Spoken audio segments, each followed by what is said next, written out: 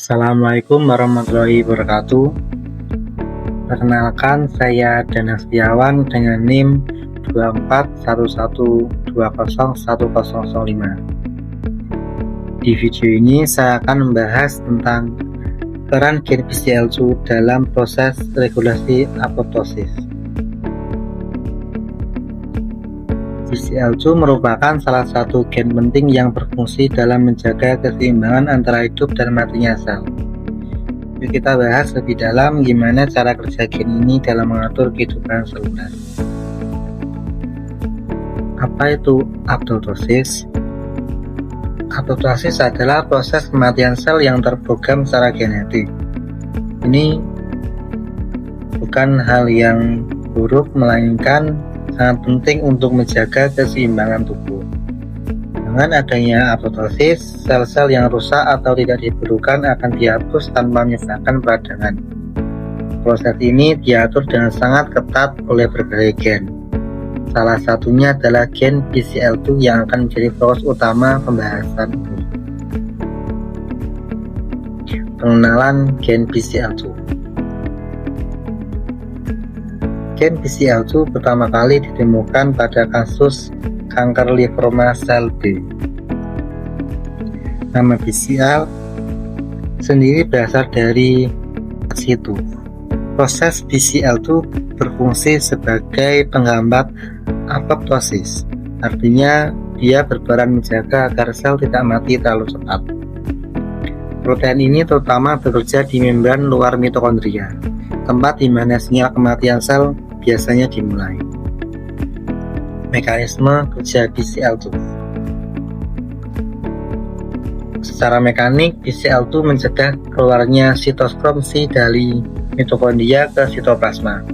Padahal sitokrom C ini sangat penting untuk mengaktifkan caspase, enzim yang memotong protein dan menghancurkan sel. Jadi bisa dibilang BCL2 ini sangat seperti penjaga gerbang yang melarang sinyal kematian keluar dari mitokondria. Selama BCL2 aktif, sel akan terus hidup, bahkan jika sudah seharusnya mati. Keluarga protein BCL2.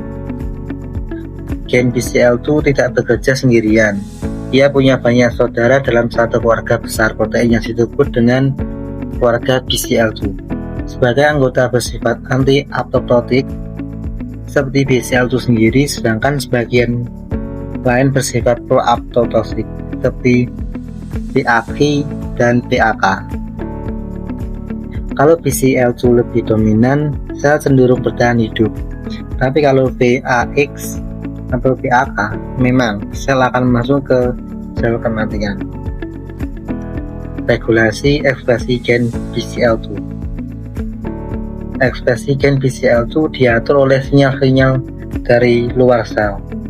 Saat tubuh menerima sinyal pertumbuhan atau hormon tertentu, gen BCL2 bisa diaktifkan untuk mencegah kematian sel. Tapi kalau sudah mengalami stres berat atau kerusakan DNA, ekspresi BCL2 akan ditekan agar sel bisa mati dengan teratur. Masalahnya muncul ketika BCL2 diekspresikan terlalu tinggi. Karena itu bisa membuat sel yang rusak tetap hidup dan akhirnya berkembang menjadi kanker. BCL2 dan kanker. Karena fungsinya membahan apoptosis, ekspresi BCL2 yang berlebihan sering ditemukan pada berbagai jenis kanker. Akibatnya sel-sel kanker menjadi kebal terhadap sinyal kematian dan baru membelah tanpa kendali. Saat ini, beberapa terapi modern menargetkan langsung protein BCL2 menggunakan obat seperti venetoclax yang bekerja dengan menghambat fungsi anti-apoptotiknya. Jadi BCL2 bukan cuma gen biasa, dia bisa jadi pedang bermata dua bagi kehidupan sel. Kesimpulannya, gen BCL2 berperan penting dalam menjaga keseimbangan antara kelangsungan hidup dan kematian sel. Saat ekspresikan dengan normal, ia melindungi sel dari kerusakan yang tidak perlu. Tapi ketika jumlahnya berlebihan, justru bisa membuat sel abnormal tetap hidup dan memicu kanker.